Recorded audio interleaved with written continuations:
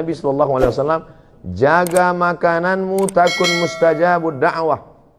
Ihfaz mat'amak takun mustajabud da'wah. Jaga makananmu, maka engkau akan menjadi orang yang amat sangat dikabulkan doanya. Seseorang, kata Nabi SAW, yang rambutnya kusut berdebu. Kenapa rambutnya kusut berdebu? Karena dia tidak mandi. Kenapa dia tidak mandi? Dia takut kalau sampai dia mandi rambutnya gugur dan dia bayar dam. Karena saat itu dia sedang pakai kain ihram. Kain ihram di tanah haram dalam keadaan umrah, mengangkat tangan di tepi Ka'bah. Tapi kata Nabi, doanya tidak dikabulkan Allah. Mengapa doa tidak dikabulkan Allah? Ada 4 sebab. Yang pertama, mat'amuhu haram, makanannya haram. Mashrabuhu haram, minumannya haram. Malbasuhu haram, pakaiannya haram. Wa ghudhiya bil haram, diberi, disuap makanan haram. Anna yustajabulah. Apakah mungkin doanya dikabulkan Allah? Lidah yang dia pakai meminta kepada Allah adalah lidah yang dia pakai untuk makan haram. Diharamkan Allah mengabulkan doa dari lidah yang memakan haram. Kecuali lidah dia 2, satu untuk makan, satu untuk berdoa. Oleh sebab itu maka berawal semuanya dari makanan. Makanya sahabat Nabi bernama Abdullah ibnu Umar radhiyallahu anhuma suatu ketika mengorek setengah kurma, bukan satu butir kurma, setengah kurma dia korek dari dalam tenggorokannya. Sahabat yang lain heran, muntah tidak apa-apa, tapi mengorek sampai muntah bisa jadi haram, makruh kalau sebabnya. Tapi ini kenapa engkau korek? Apa kata Abdullah ibnu Umar? Tadi aku makan satu kurma, setelah itu aku makan sebelah, yang satu masih tertahan. Datang orang lalu mengatakan, kamu tadi makan apa? Saya makan kurma. Kurma itu dari siapa? Dari si fulan yang memberikan makan kurma. Kamu tahu tidak kalau dia itu hasil usahanya syubhat? Syubhat masih remang-remang, belum pasti betul haram. Tapi Nabi mengatakan, famanittaqas syubhat, siapa yang menjaga dirinya dari syubhat, faqad istabara'a lidinihi wa irdihi, dia sudah menjaga agamanya dan menjaga kehormatannya. Dulu orang yang menjaga makanannya dari yang syubhat, dari yang tidak jelas ini, orang itu disebut dengan orang yang wara'. Wara' artinya menjaga diri dari yang syubhat. Takwa menjaga diri dari yang haram. Dulu kalau ada orang mengatakan, tadi baru saja ada orang datang membawa uang kemari dan saya menolaknya, orang itu akan dikatakan kamu adalah orang 2, wara atau takwa. Hari ini kalau kita berkata, tadi ada orang membawa harta yang banyak tapi saya tidak mau, saya tolak, maka sepakat teman-teman kita akan berkata, kamu adalah orang yang bodoh. Kenapa tidak diambil? Itu haram, saudaraku. Aku tidak ingin merusak doaku, lidahku. Itu memang haram, tapi kita keluarkan saja 2,5% jadi halal toh. Dia bahkan tahu bagaimana cara membersihkannya. Itu memang haram, brother. Tapi kalau kita pergi ke umroh, kita nangis di pintu Ka'bah, selesai. Menangis di pintu Ka'bah, ya Rab, ya Allah, ya Allah. Bagaimana mungkin memberikan sesuatu yang haram? Berapa banyak orang yang sampai ke tanah suci berharap kepada ampunan Allah, labbaik Allahumma labbaik, labbaik la syarika lak labbaik. Apa jawab malaikat? La labbaik wala sa'daik. Kau tidak dapat haji mabrur, umrahmu tidak diterima. Kenapa begitu? Zaduka haram, karena kau berangkat dengan uang haram. Apa sebetulnya judul ceramah Ustadz Zuhur ini? Yaitu berangkat dari pegawai KPK tidak mau kasih minum tadi. Dia bawa air minum. Saya lupa, kalau saya tahu saya bawa juga air minum dari rumah. Saudara yang dimuliakan Allah Subhanahu wa taala, hari ini yang paling mahal adalah integritas. Hari ini yang paling mahal adalah harga diri. Betapa banyak orang menjual harga dirinya karena ada yang lebih mahal dalam diri dia, dunia. Sedangkan kita mengatakan dunia beserta isinya hanyalah setengah sayap nyamuk. Begitu Nabi SAW mengajarkan. Berapa banyak orang berebut sayap nyamuk, berapa banyak orang mencari sesuatu hanya sayap nyamuk. Makanya orang beriman itu melihat dunia ini kecil saja. Kalau dapat, tidak terlalu bahagia. Karena yang dia dapat hanya setengah sayap nyamuk. Dan kalau tidak dapat pun tidak terlampau sedih. Karena yang hilang itu pun setengah sayap nyamuk. Tapi kadang kita bisa kan mengomongkannya saja. Ketika sampai kita alami, ternyata setengah sayap nyamuk itu sebesar setengah sayap Boeing bagi kita. Setengah sayap nyamuk, itulah dia gambarkan Nabi SAW. Dalam perumpamaan lain Nabi mengatakan, celupkan ujung jarimu ke tengah samudera. Falyanzur bima yarji, angkat pandang apa yang melekat di ujung jari. Apa yang menempel di ujung jarimu, itulah dunia. Setetes, dua tetes. Apa yang tinggal, itulah akhirat beserta isinya. Jadi kalau ada orang terlampau mengejar dunia, maka dia hanya mengejar setetes. Kalau terlampau bahagia, bangga, sombong pada yang setetes. Tapi kalau dia sanggup mengatakan itu, aku tidak apa-apa, karena yang dapat itu juga setetes. Andai tidak dapat pun tidak terlampau sedih, karena yang hilang pun juga setetes. Tapi saya tidak ingin setelah kajian ini lalu semuanya meninggalkan dunia.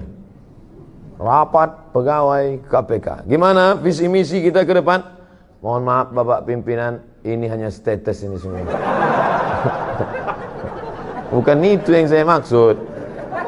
Bagaimana mengecilkan dunia sehingga yang besar hanya Allah. Bagaimana melihat manusia ini semuanya kecil, jabatan, kekuasaan, harta benda. Yang besar adalah Allah. Di sini kita membesarkan Allah. Di sini kita mengagungkan Allah. Yang kita angkat kedua tangan sambil berkata, semuanya kecil, hanya Engkau saja yang besar. Allahu Akbar. Di sini di awalnya semuanya kita serahkan pada Allah. Inna salati wa nusuki wa mahyaya wa mamati lillah. Sebelum salam itu kita ulang sekali lagi. 4 kita serahkan pada Allah. At-tahiyatul mubarakatu salawatu thayyibatu lillah. Hanya orang yang sampai pada level ini saja yang salamnya dijawab oleh Rasulullah sallallahu alaihi wasallam. At-tahiyatul mubarakatu salawatu thayyibatu lillah. Setelah sanggup meninggalkan yang 4 ini, barulah kita diterima Rasulullah. Assalamu alayka ayyuhan nabiyyu wa rahmatullahi wa barakatuh. Jangan ucapkan salam pada Nabi sebelum kau sanggup mengesampingkan 4. At-tahiyatul, puja-puji, keagungan. Ustaz enak aja ngomong gitu. Ustaz kan gak punya kemuliaan, gak punya status sosial tinggi, gak punya jabatan. Oke, kalau gitu ke diri pribadi. Follower, viewer. At-tahiyatul, mubarakatul, segala keberkahan. Salawatul, segala doa-doa. Thayyibatul, semua kebaikan kemuliaan bukan punya kita, lillah, punya Allah Subhanahu wa taala. Tapi bicara begitu kan menggerakkan lidah, apa susahnya? Actionnya bagaimana? Maka ada orang-orang yang menurut sebagian kita luar biasa. Menurut sebagian kita apa yang dia lakukan ini luar biasa. Tapi bagi dia di hadapan Allah itu hanya biasa-biasa saja. Kadang kita tidak bisa merasakan. Apa ceramah yang di belakang? Kenapa beda sama yang di depan? Saudara yang dimuliakan Allah Subhanahu wa taala, suara saya jelas sampai ke belakang? Jelas, Hah? Ada layar, Masya Allah. Ibu di belakang walaupun tidak melihat saya secara langsung, anggap aja kalian sedang menyaksikan youtube.com. Artinya apa? Hidup ini makan, pakai, tak lebih daripada itu. Punya rumah yang besar, pakai. Punya makanan yang enak, makan. Makan, pakai, tak lebih, tak kurang dari itu. Ma'akalta, yang kau makan akan busuk. Wa malabista, yang kau pakai akan lapuk. Kalau dulu orang mengatakan hidup ini cuma makan, pakai, malah sekarang makan pun tidak. Berapa banyak saya acara di depan pejabat-pejabat, orang-orang hebat, tidak makan sama sekali. Saya malah heran, ini makanan enak-enak sekali, mereka tidak makan. Nggak dimakan Pak, kolesterol. Nggak dimakan Pak, diabetes. Nggak dimakan Pak, jantung koroner. Saya habisi semua. Makanan kok dicari pagi, petang, siang, malam, peras keringat, banting tulang, tidak dinikmati. Betul kata syair orang Arab. Berapa banyak orang mencari makan, tapi dia pun tak sempat untuk menikmatinya. Pakaian, sehebat-hebatnya pakaian, sekaya-kaya orang, setinggi-tingginya jabatan, pakaian paling tebal 3 lapis. Satu pakaian di dalam, singlet, underwear. Yang di luar ini. Yang nomor 3, aksesoris. Ini saya pakai supaya orang tahu saya ustadz. Kalau tidak, saya memang tidak pakai sorban. Saya kemana-mana biasa aja jalan. Cuman beberapa kali, kemarin waktu saya sedang duduk di pesawat, lewat itu yang bagi nasi. Apa kata dia? Mirip sekali dengan Ustaz Somad ya. Mati saya. Makanya saya pakai sorban ini. Pakaian adalah status. Dengan pakaianlah kita bisa membedakan mana ulama, mana orang biasa. Makanya mufti-mufti kerajaan di zaman dulu jubahnya dibuat 2 lapis. Satu jubah putih di dalam, yang kedua jubah hitam di luar. Sorbannya dipakai.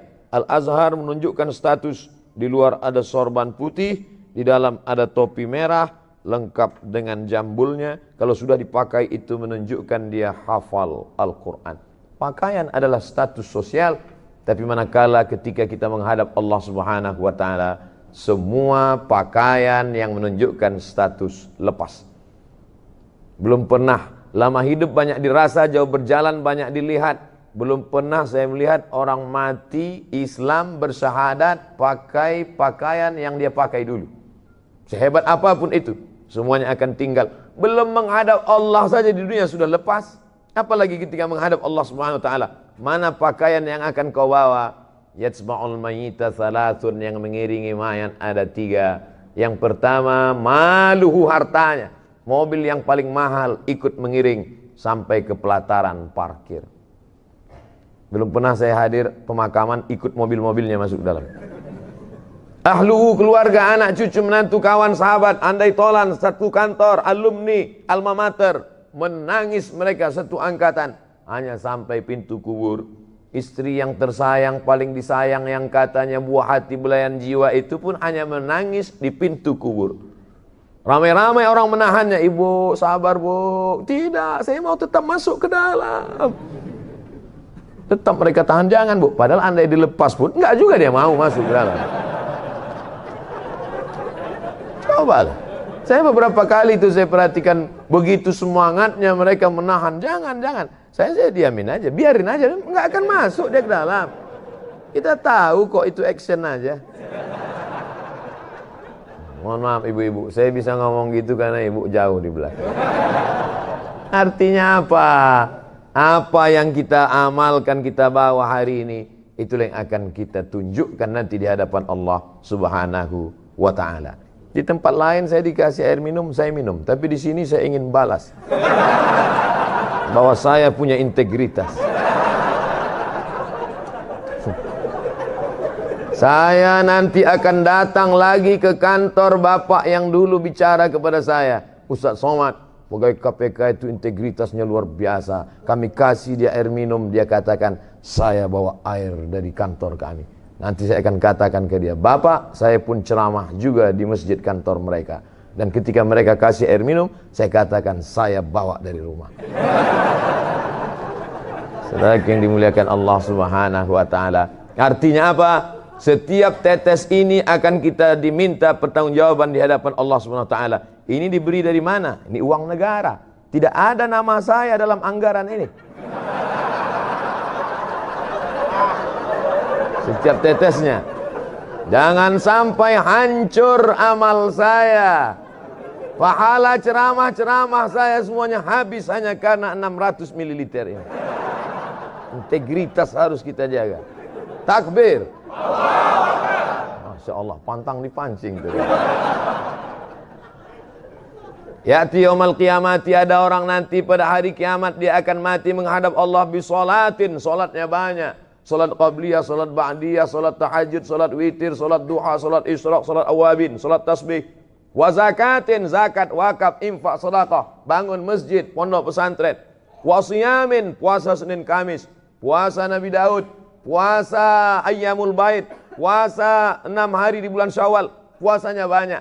tapi ternyata amalnya itu tidak bisa menolong dia. Sebab apa? Mat'amuhu haram, karena memakan harta orang lain. Akala mala hadza, memakan harta si fulan.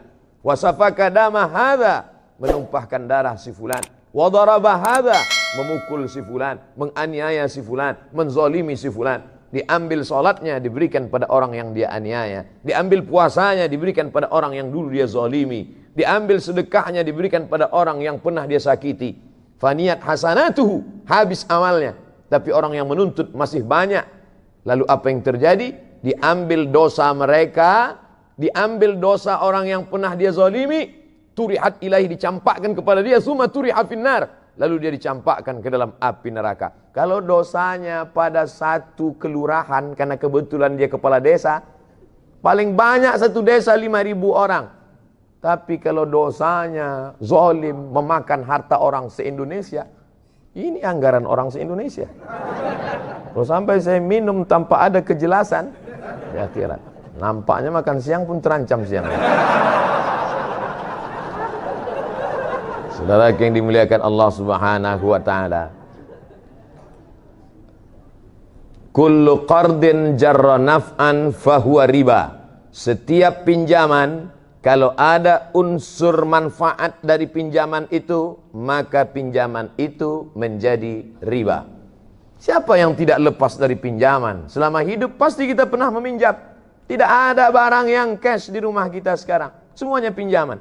Panci pun kredit, semuanya pinjaman. Andai saya meminjam kepada Bapak, saya tak tahu nama-nama Bapak, tak tahu saya. Satu-satunya yang saya tahu nama di sini cuma Pak Novel Baswedan. Saya pinjam uang Bapak 5 juta, Pak. Oke, Ustadz. Nih pakai duit 5 juta. Pinjam ya, Pak? Iya. Lalu kemudian besok 2-3 hari, boleh saya pinjam motornya? Apakah Pak Ustadz? Maka motor yang saya pakai itu sudah saya pakai unsur manfaat. Kullu qardin jarra naf'an, kalau meminjam ada mengambil manfaat, maka manfaatnya itu adalah riba. Sekarang berapa banyak kita meminjam barang orang, uang orang, justru kita pinjam karena manfaat itu. Kalau tidak ada manfaatnya, kamu kasih pinjaman sama dia. Iya. Kenapa kamu ambil barang dia, kamu manfaatkan? Loh, kalau enggak saya manfaatkan, saya dapat apa? Betapa logika kita sudah terbolak-balik. Pernahkah ini terjadi pada ulama-ulama dulu? Ya, ada seorang ulama namanya Abu Hanifah. Kalau saya sebut Abu Hanifah, banyak yang tidak kenal. Saya sebut nama lengkapnya Nu'man bin Thabit, juga tidak kenal. Tapi kalau disebut Imam Hanafi, oh. Makanya kalau kenalan sama orang, tanya nama lengkapnya. Nama siapa? Abdul Somad. Oh, itu. UAS, itu juga. Ustaz Abdul Somad. Abu Hanifah, Nu'man bin Thabit, Imam Hanafi meninggal di Kufah, Irak tahun 150 Hijrah. Kemudian ada orang meminjam uang dia, dan ketika itu dia bertamu ke rumah orang tersebut. Di depan rumah orang itu ada sebatang pohon kayu yang rindang, dan dia tegak di tengah panas. Datang orang melihat, Imam Hanafi, iya, kenapa tidak bernaung di depan rumahnya? Kan ada pohon kayu, tegak saja di bawah pohon itu, kenapa? Dijawab Abu Hanifah dengan argumen tadi, kullu qardin jarra naf'an fahuwa riba. Setiap pinjaman kalau mengambil manfaat, maka itu adalah riba. Tegak di depan rumahnya, yang di bawahnya ada pohon kayu, yang tempat bernaung tidak kena panas, maka tegak di bawah pohon kayu itu pun, jangankan masuk ke dalam meminum airnya, jangankan masuk ke dalam memakan kuihnya, jangankan masuk ke dalam meminjam untanya, berdiri di depan rumahnya mendapatkan naungan pun sudah termasuk dalam kategori riba. Jadi ulama-ulama itu dulu kenapa ilmunya berkah? Lagi-lagi menjaga makanan dan minuman. Kalau lidah yang dipakai tidak pernah makan riba, makan haram itu, maka akan masuk ke dalam hati manusia. Kalau kita dengar ceramah orang, masuk dia ke dalam hati kita, insya Allah. Tapi kalau tidak, ini nanti di akhir coba ceritakan masuk atau tidak. Kalau tidak, berarti lidah saya ini sudah makan macam-macam. Saudara yang dimuliakan Allah Subhanahu wa taala, Tapi Allah tidak bebani kita di luar kemampuan kita. La yukallifullahu nafsan illa wus'aha. Tadi saya mulai jam 1, jam 12 lewat 15. Masya Allah. Itu enaknya kita ceramah di KPK ini.